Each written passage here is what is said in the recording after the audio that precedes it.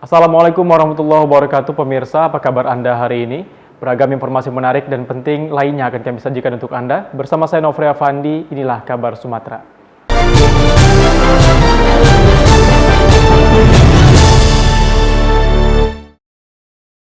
Kita awali informasi pertama pemirsa, tim TV One kali ini berkesempatan berkunjung ke Kabupaten Labuan Batu Utara. Nah, kira-kira liputan apa ya? Berikut liputan kameramen Feraidan Nortama dan reporter Wanasari.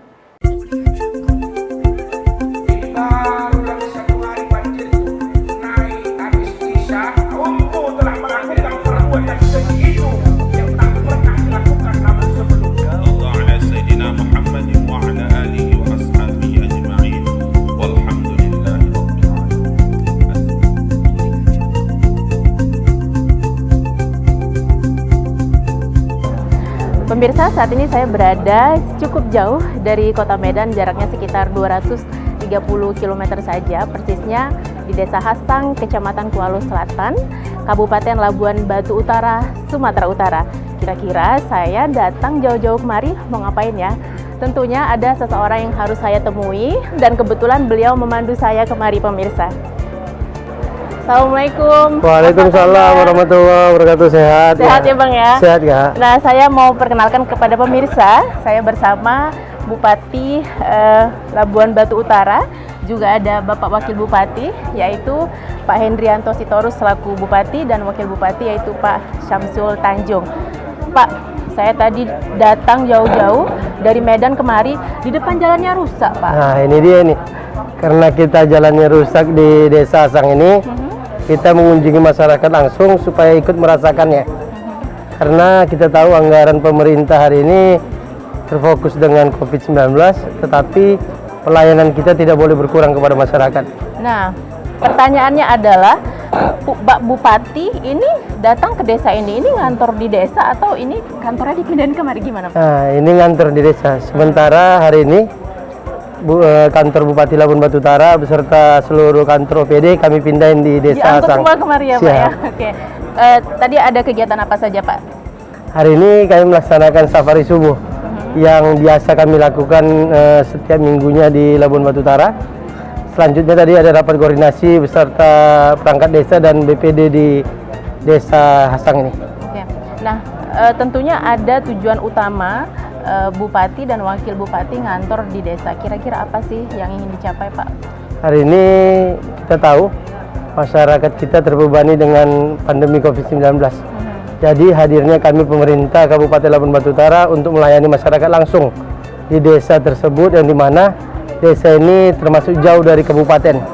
Jadi seluruh kegiatan admindu, kegiatan pelayanan masyarakat hari ini kita pindahkan langsung di desa ini agar masyarakat lebih terlayani dan dekat untuk dilayani. Sekaligus pastinya menampung masalah masyarakat ya Pak ya? Pastinya untuk mendengar aspirasi langsung agar kita bisa menjadikan program ke depan pembangunan Labuan Batu Utara. Kira-kira Pak, selain jalan rusak, kemudian apa saja yang menjadi keluhan masyarakat di desa ini? Yang pastinya masyarakat hari ini selain jalan rusak, inginnya pelayanan itu lebih baik, pelayanan kesehatan dan lain sebagainya. Makanya hari ini kami hadir untuk pelayanan masyarakat dan juga pelayanan kesehatan di Desa Hasang. Boleh diperkenalkan Pak, ini selain Pak Bupati, Pak Wakil, ada siapa-siapa aja? Ini jangan-jangan yang dari pihak rumah sakit diboyong juga kemari Pak? Alhamdulillah, kebetulan di belakang saya ini ada Kepala Desa, ada juga Bapak Sekda, juga ada Camat Kecamatan Kuala Selatan, serta ada Kepala Dinas Kominfo dan juga beberapa kepala OPD, termasuk direktur rumah sakit tadi ada di sini ada kita ya, Pak, bawa. ya? Oke. Kita langsung aja boleh ajak saya kemana nih Pak? Kita kemana dulu nih? Boleh kita melihat pelayanan masyarakat. Boleh. Oke. Di tengah rintik hujan tak menyurutkan semangat Bupati Labura Hendrianto Sitorus beserta wakilnya Syamsul Tanjung menuntaskan berbagai persoalan administrasi warga di Desa Hasang, Kecamatan Kuala Selatan, Kabupaten Labuan Batu Utara. Mulai dari kejar target vaksinasi 70% menuju akhir tahun, administrasi kependudukan, sampai penyerahan kartu Indonesia Sehat pun dituntaskan dalam sehari. Pemirsa, saya berada di salah satu sekolah SD. Ini kelihatannya menjadi pusat layanan masyarakat yang ada di Desa Hasang ini. Di samping saya juga sudah ada Pak Wakil Bupati, Pak Syamsul Tanjung. Pak, ini boleh dijelaskan, kita berada di satu tenda, ini kegiatannya apa saja nih Pak di sini? Ya, terima kasih kepada Bu Wanda bahwa ini adalah rangkaian dari kegiatan acara Bupati Ngantor di desa tahap 6 di Desa Hasang, Kecamatan Kuala Selatan, Kabupaten Labuhan Batu Utara. Tentunya di tenda ini ada beberapa pelayanan. Yang pertama tentunya pelayanan vaksinasi COVID-19. Ini di bawah pelayanan dari Dinas Kesehatan bekerjasama dengan Puskesmas serta vaksinator-vaksinator kita. Tentunya ini juga menjadi sebuah kegiatan yang harus kami intervensi terus karena vaksinasi ini adalah program nasional yang insya Allah bulan Desember ini seluruh kabupaten kota di Indonesia harus mencapai capaian vaksinasi itu 70%. Kalau di Labuan sudah berapa persen Pak? Di Labuhan Batu Utara dengan sasaran 288.618 jiwa sampai hari ini sekitar 52%. 52%. Tentunya masih ada sekitar 50.000 jiwa lagi yang harus kita vaksin. Insya Allah hari ini untuk masyarakat Desa Hasang ini harus kita habiskan seluruh sasaran. Seluruh EPD kita hadirkan di sini untuk mengajak masyarakat yang ada di Desa Hasang ini untuk melakukan vaksin. Selain vaksin Pak, ada kegiatan apa lagi? Kemudian ada kegiatan Dinas Pendudukan dan Catatan Sipil Kabupaten Labuhan Batu Utara, pelayanan Adminduk untuk KTP, kartu keluarga, kartu identitas anak, akte kelahiran, dan terkait dengan administrasi kependudukan di Kabupaten Labuhan Batu Utara. Oke. Dengan adanya Bupati ngantor di desa, kemudian ada layanan masyarakat langsung seperti ini, kira-kira seberapa persen ini bisa mengurangi pelayanan yang seharusnya masyarakat bisa langsung, bisa datang jauh-jauh, tapi bisa dikerjakan di sini Pak, bisa selesaikan di sini? Ya, tentunya harapan kita dengan kegiatan Bupati ngantor di desa ini, kita berharap permasalahan-permasalahan yang ada di desa bisa kita tuntaskan, baik dari sisi kesehatannya, administrasi kependudukannya, kemudian kegiatan-kegiatan yang lain seperti UMKM dan lain sebagainya. Hari ini tentunya dengan pandemi COVID-19 ini kita berinovasi bahwa Bupati, Wakil Bupati beserta OPD di lingkungan pemerintah Kabupaten Labuhan Batu Utara mendekatkan diri ke masyarakat. Baik, terima kasih Pak Syamsul Tanjung atas waktunya. Kita boleh jalan-jalan dulu ya Pak ya, karena kelihatan ini masih banyak aktivitas yang lain di sini Pak. Ya, boleh. Sebagai Bunda Literasi, Rama Donasi Hotang tak henti-hentinya mengedukasi anak-anak di desa yang seyogianya berhak mendapat pendidikan dan kecerdasan setara dengan anak-anak di perkotaan. Nah pemirsa, saya akan nyamperin Bunda Literasi Kabupaten Labuhan Batu Utara, siapa lagi kalau bukan istri Bupati, yaitu Dr. Dona. Sepertinya lagi berinteraksi dengan anak-anak di sini, lagi belajar bahasa Inggris. Hai, Ya, mohon maaf mengganggu waktunya ini Bu. Iya. Nanti adik-adik kita sambung lagi ya. Bentar ya. Nah, pemirsa, Dr. Dona, Bunda Literasi Kabupaten Labura sekaligus istri Bupati. Iya. Nah, dokter, dalam situasi sekarang kita melewati masih dalam situasi pandemi, kemudian anak-anak mungkin baru beberapa bulan ini saja tatap muka. Kira-kira apa yang menjadi concern Ibu ini sekaligus juga dokter spesialis anak? Iya, Kira-kira benar. gimana dok? Saya harap di mana anak-anak baru masuk sekolah, yang paling utama ialah peran orang tua pastinya kita di rumah. Jadi kita saling support di rumah, baik pun di sekolah, saling support untuk anak-anak, di mana dari sekolah hanya dapat beberapa pelajaran dan orang tua yang di rumah harus lebih ekstra untuk mengajarin anak-anaknya. Kalau konsentrasi kita tahu bahwa Indonesia tidak terlepas dari masalah stunting. Nah, kalau di Labuhan Batu Utara ini bagaimana Bu? Kita di Kabupaten Labuhan Batu Utara juga sudah mengelilingi beberapa kecamatan dan terutama kecamatan-kecamatan yang lokus stunting. di mana untuk lokus stunting ini kita memberikan perhatian yang ekstra, dimulai dari ibu-ibu PKK-nya, Bapak Camat, Bapak Kades memberikan motivasi baik moral, material, baik pun maupun gizinya. Kira-kira sebagai dokter kemudian sebagai Ibu Ketua PKK di Labura ini, kira-kira adakah tantangan tersendiri untuk menghadapi masalah anak dan perempuan di daerah ini? Ya, sangat tertantang.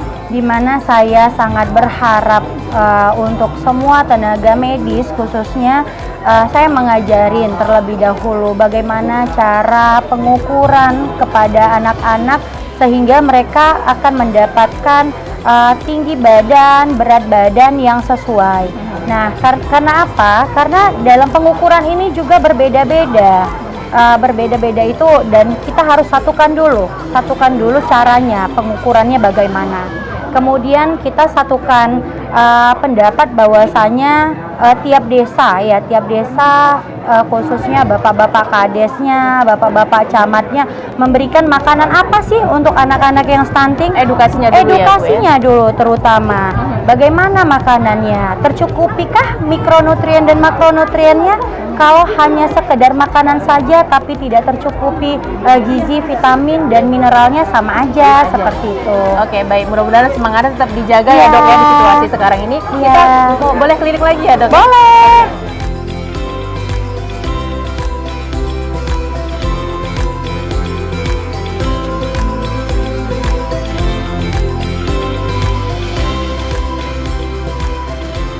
Nah, Pak, kita tadi sudah keliling-keliling melihat kegiatan masyarakat.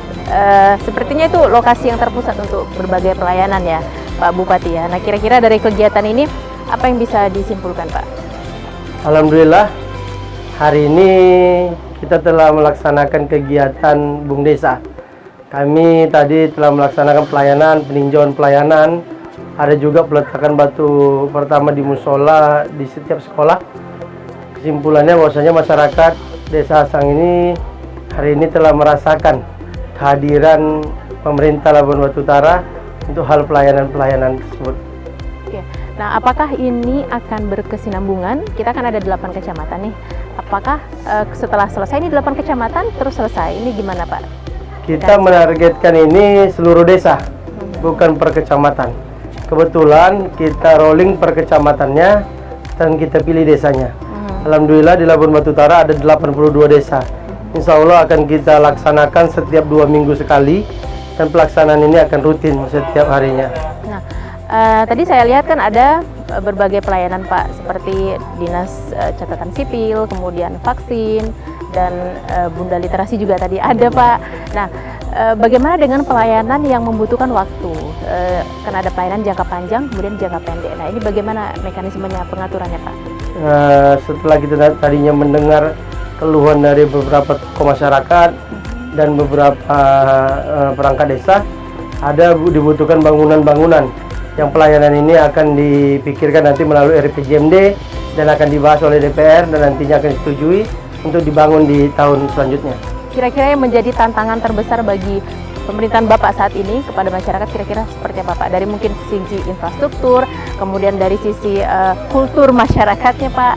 Kalau dari masyarakatnya kayaknya kita bisa beradaptasi karena kita asli warga Labuan Batu Utara. Tetapi melihat dari infrastruktur jalannya, ini yang sangat sulit. Ini salah satu kesulitan yang ada di setiap daerah mungkin, terutama di daerah kami yang baru berumur 13 tahun ini. Baik, Pak Bupati sebagai closing statement sebagai kepala daerah, kira-kira pesan yang ingin disampaikan kepada masyarakat Labura, silakan Pak. Terima kasih kepada masyarakat Labuan Batu Utara yang kami banggakan. Hari ini doakan kami pemerintah Kabupaten Labuan Batu Utara bisa terus melayani masyarakat Labuan Batu Utara dalam pelayanan langsung, baik tidak langsung untuk pembangunan-pembangunan yang ada. Kami terus berusaha meningkatkan PAD Labuan Batu Utara dan berusaha terus bisa melayani masyarakat Labuan Batu Utara dari segi apapun itu. Mungkin boleh pesan untuk situasi pandemi saat ini Pak? Hari ini kami berharap kepada masyarakat Labuan Batu Utara tetap mematuhi protokol kesehatan 4M, yaitu memakai masker, mencuci tangan, menghindari kerumunan, menjaga jarak, dan melakukan vaksinasi. Itu adalah kewajiban bagi kita hari ini. harus mencapai 100% di Kabupaten Labuan Batu Utara. Baik, Pak Bupati, ini kegiatannya akan ada lagi atau ini mau balik ke kantor? Ya, Bagaimana, saya Pak? izin, Mbak, saya akan kembali ke kantor Bupati sementara. Sementara di sini ya, Pak. Saya Ya? akan masuk kantor, saya akan menyiapkan beberapa laporan masyarakat yang untuk kami bawa nantinya ke Labuan Batu Utara. Baik, terima kasih Pak Ya, Henry atas terima waktunya, kasih. sehat-sehat. Terima Terima kasih. kasih sudah menyambut Terima TV One datang ke Labuan Batu Utara. Silakan Bapak Ya. jika ingin berkegiatan. Demikian kunjungan tim liputan TV One ke Kabupaten Labuan Batu Utara, Sumatera Utara. Semoga kegiatan Bupati Ngantor di desa ini bisa menjadi inspirasi bagi kepala daerah lainnya. Sampai jumpa.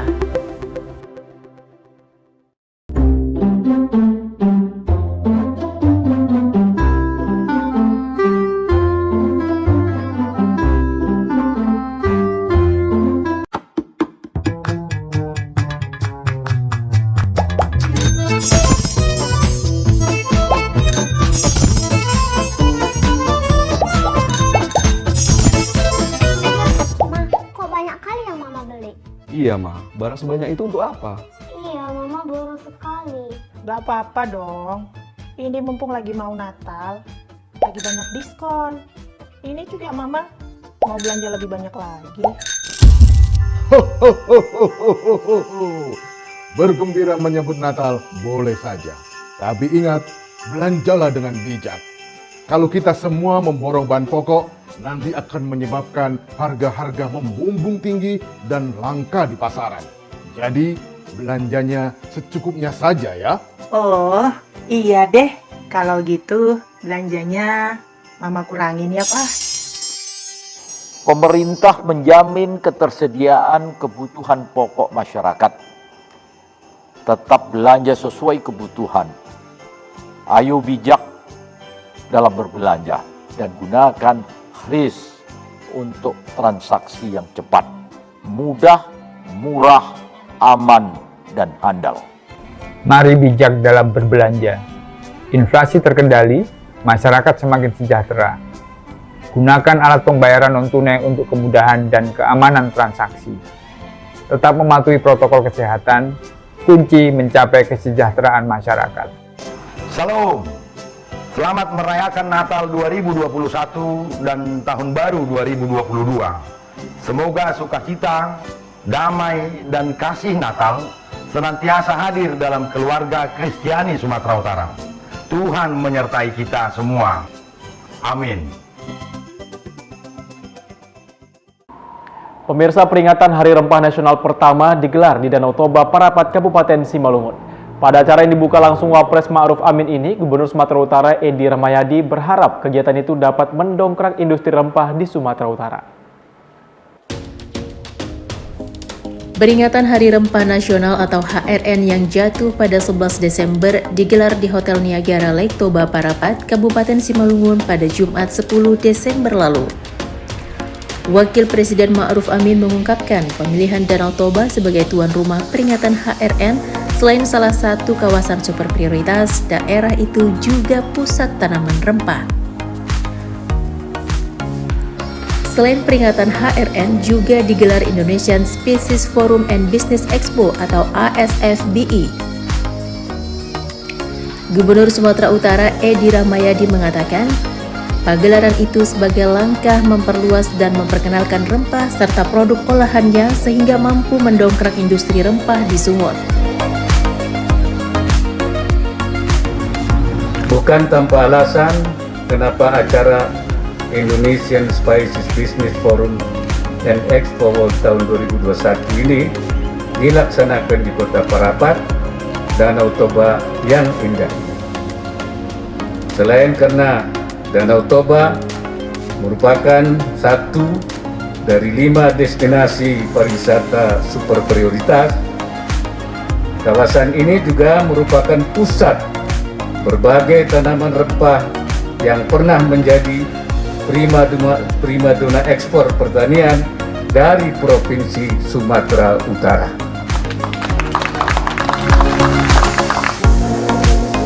Edi pun mengucapkan terima kasih kepada Presiden Joko Widodo atas terpilihnya Danau Toba sebagai tuan rumah HRN. Kami mengucapkan banyak terima kasih kepada Bapak Presiden, Bapak Wakil Presiden, yang mana tanggal 11 Desember ini dinyatakan Hari Rempah Indonesia dan diresmikan dibuka di Simalungun ini. Komunitas ekspor seperti Kebiri, Lada, Andaliman, Kapulaga, Cengkeh, Jai, dan Kunyit.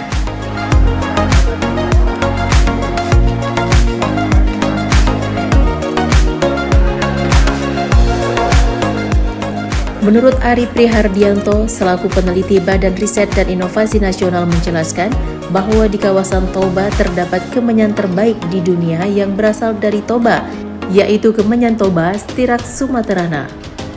Termasuk kiswah juga diwangikan dengan tanaman asli tanah Batak, kemenyan, dan kapur barus. Ada satu lagi yang namanya kemenyan khusus yang di sini, kemenyan Toba ini, yang namanya Styrax sumaterana. Itu memang hanya di sini dan hutan-hutan di daerah Toba. Yang lain adalah kemenyan bulu.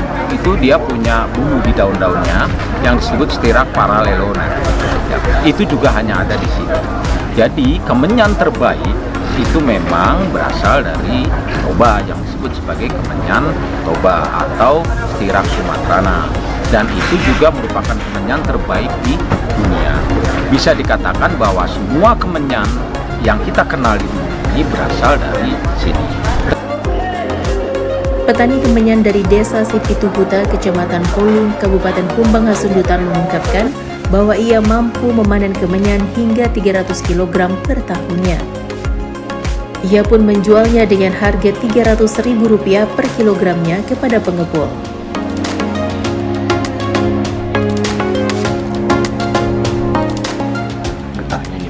Kalau saya, kalau dikumpulkan ya paling kencang 300 kilo per tahun. Tapi kan setiap minggunya dipanen, dijual buat untuk itu rumah tangga gitu, keperluan anak. Berapa Pak bisa menghasilkan Pak dari kemenyan Pak? Dalam hitungan 1 bulan lah. Oh, nggak pernah dihitung, paling bisa tahunan. Kalau tahun ini berapa? 300 kilo bisa. Harganya? Iya, harga di bawah 300 karena ini kan ada pengumpul gitu. Kita menjualnya ke pengumpul. Berapa paling mahal Pak? Berapa Pak? Kenapa Pak jual? 300. 300.000 per kilo ya Pak? Iya, sekarang.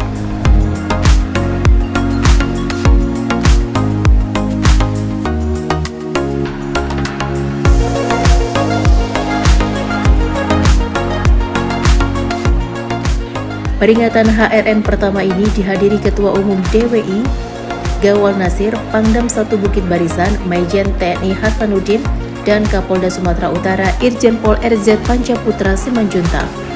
Selain itu, turut hadir Bupati Simalungun Radiapo Hasiolan Sinaga, Bupati Karo Kori Sriwati Sebayang, dan Sekda Provinsi Lampung Sutono.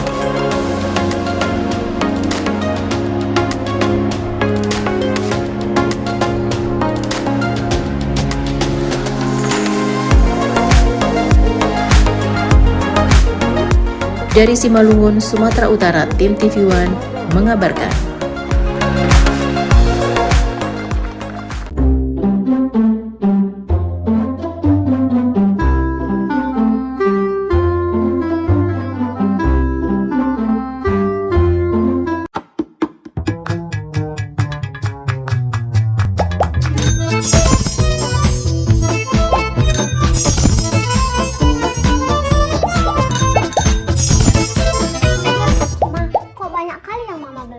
Iya, Ma. Barang sebanyak itu untuk apa?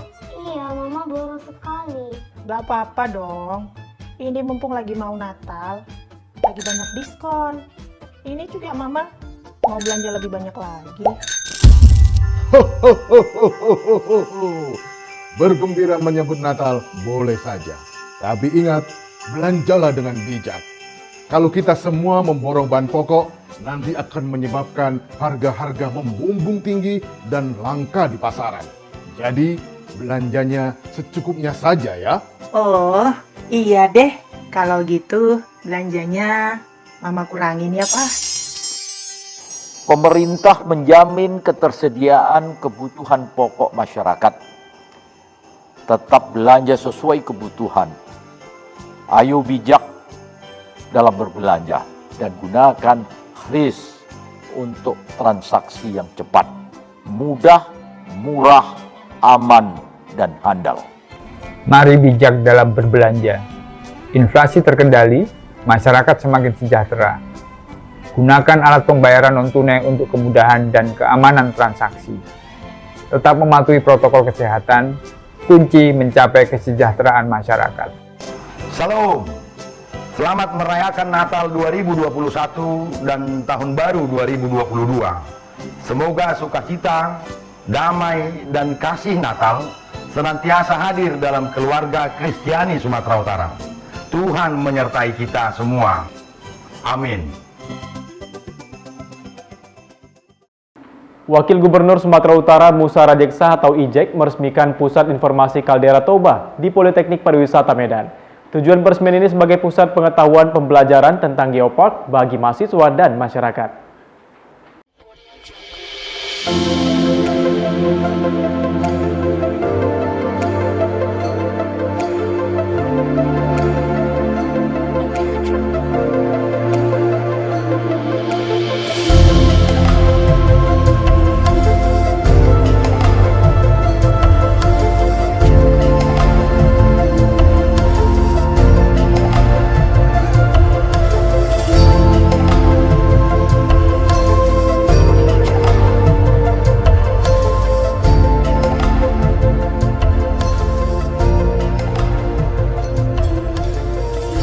Danau Toba, danau vulkanik dengan panjang 100 km dan lebar 30 km terletak di Provinsi Sumatera Utara, Indonesia.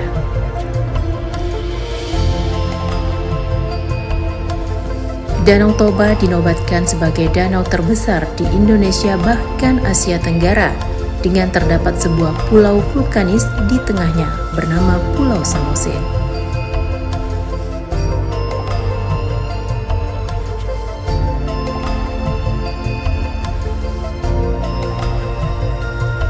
Danau Toba juga ditetapkan menjadi salah satu destinasi super prioritas dengan memiliki daya tarik dalam mengembangkan Storynomics Tourism sebagai strategi promosi wisata di Indonesia.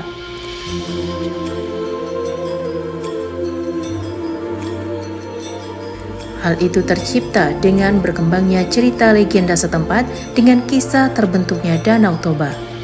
Berdasarkan cerita masyarakat setempat, kisah terbentuknya Danau Toba tak bisa dipisahkan dari kisah Danau Toba dan ikan emas yang menjadi modal potensial untuk mendatangkan wisatawan.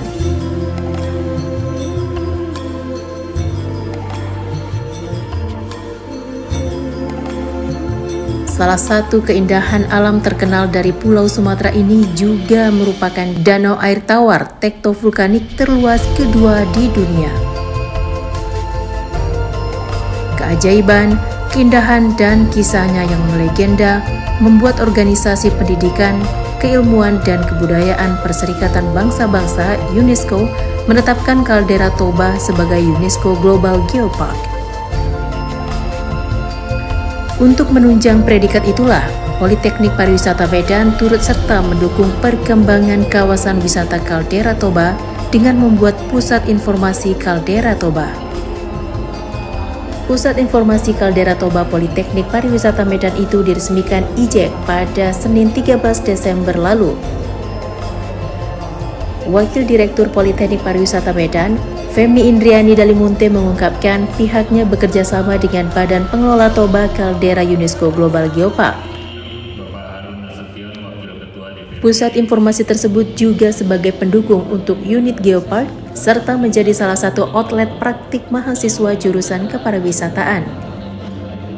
Tak hanya itu, Pusat Informasi Kaldera Toba Politeknik Pariwisata Medan juga sebagai pusat pengetahuan untuk pembelajaran tentang geopark bagi masyarakat Sumatera Utara.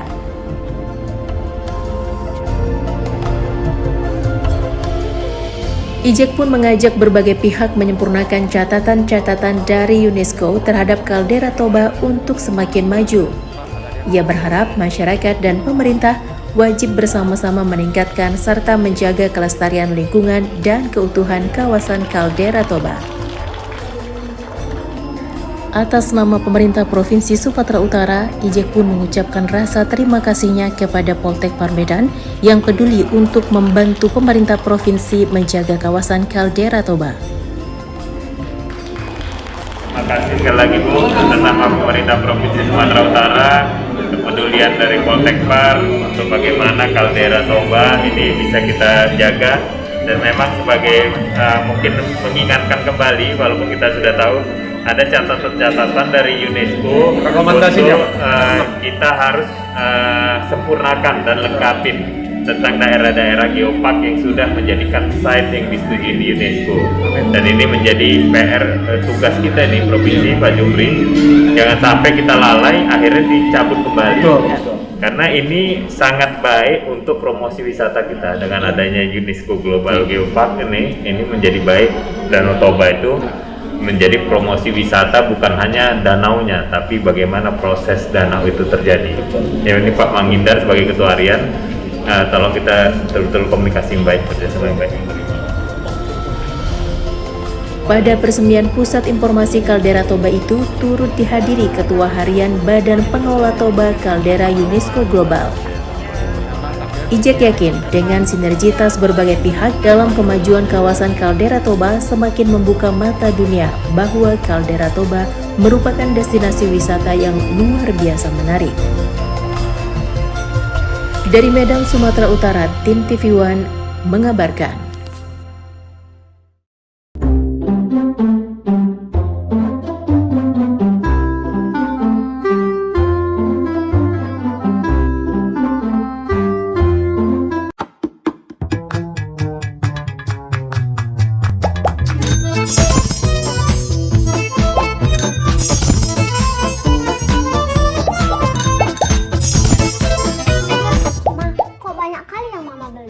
Iya, Ma. Barang sebanyak itu untuk apa? Iya, Mama boros sekali. Gak apa-apa dong. Ini mumpung lagi mau Natal, lagi banyak diskon. Ini juga Mama mau belanja lebih banyak lagi. Bergembira menyambut Natal boleh saja. Tapi ingat, belanjalah dengan bijak.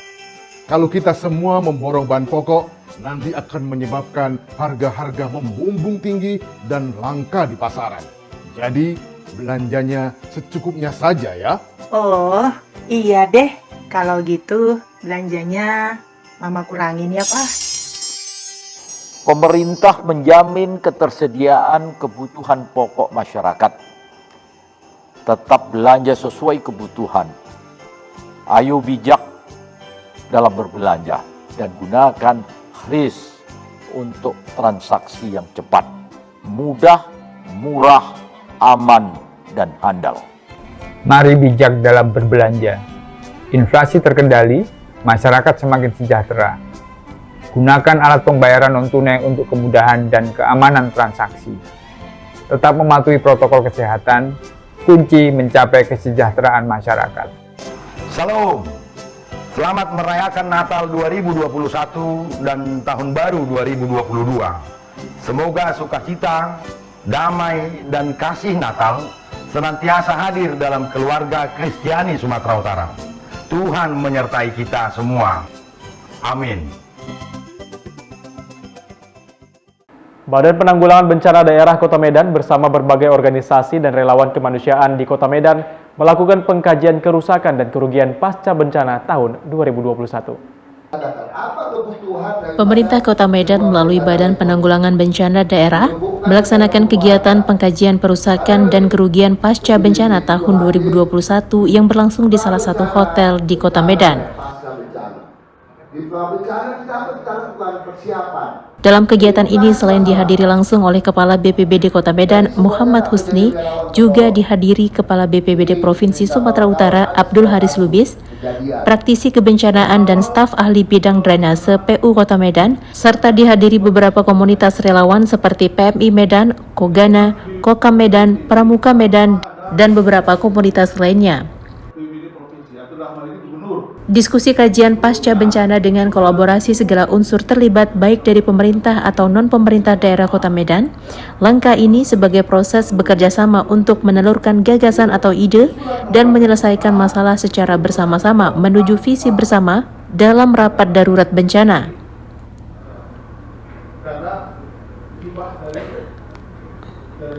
Kepala BPBD Kota Medan Muhammad Husni dalam sambutannya menekankan pentingnya simulasi tentang tanggap darurat kebencanaan dalam perhitungan cepat saat bencana datang. Dengan dilaksanakannya seminar pengkajian kerusakan dan kerugian pasca bencana ini, relawan mampu memaksimalkan peran dan tugasnya masing-masing di daerah bencana.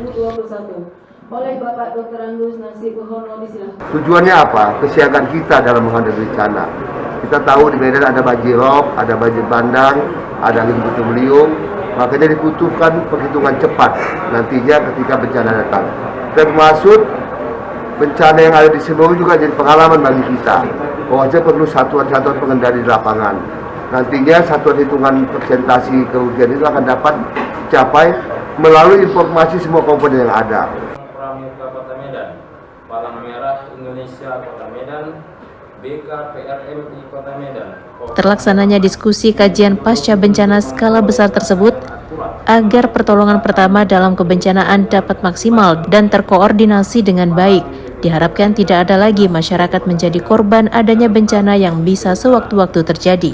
Tujuan kegiatan pengkajian dan kerusakan Dari Medan, Fahmi Dodi Kurniawan, TV One mengabarkan. kami sampaikan kepada Bapak. Informasi tadi sekaligus menutup jumpa kita pada hari ini. Tetap perbarui informasi Anda di kanal YouTube TV One News dan kanal berita tv1news.com. Saya Novria Fandi bersama kerabat kerja bertugas pamit undur diri. Wassalamualaikum warahmatullahi wabarakatuh dan sampai jumpa.